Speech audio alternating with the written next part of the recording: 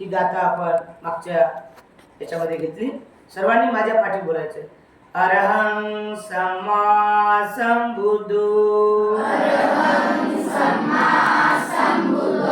भगवा बुद्ध भगवंत अभिवादेमि स्वाकातो भगवता धम्मो धम्म नमस्सामि सुपटिपन्नो भगवतो सावक संघो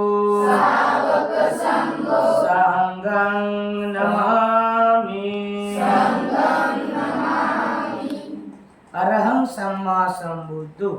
अरहं म्हणजे अनंत. कोणते अनंत? ज्यांना भूतकाळ, भविष्यकाळ, वर्तमान काळ या तिन्ही काळाचं नॉलेज आहे अशा अनंताला अरहं सम्मा संबुद्धो. सम्मा संबुद्धो संपूर्ण ज्ञानी.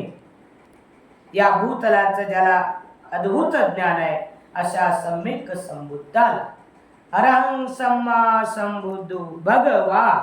भगवा भग अधिक वा. भग म्हणजे कामतृष्णा, भवतृष्णा आणि विभवतृष्णा. वान म्हणजे नष्ट करणे.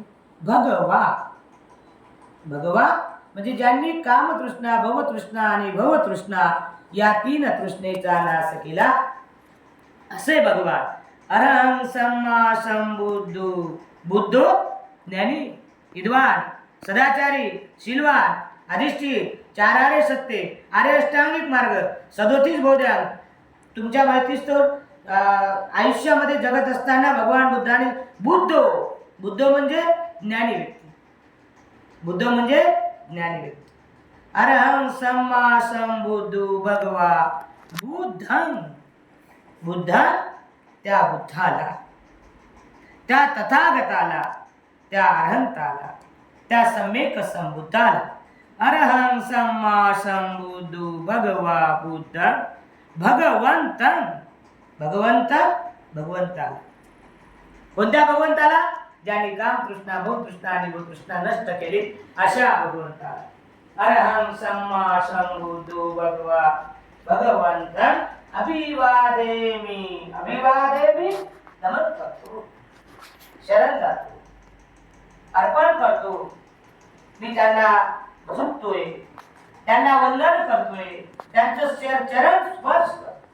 अरहं सम्मा संबुद्धो भगवा बुद्धं भगवंतं अभिवादेमि. मी भगवंताला अभिवादन करतो. लक्षात आलं सर्वांच्या? आणखी सांगू? हे तुम्हाला लिहायचं आहे.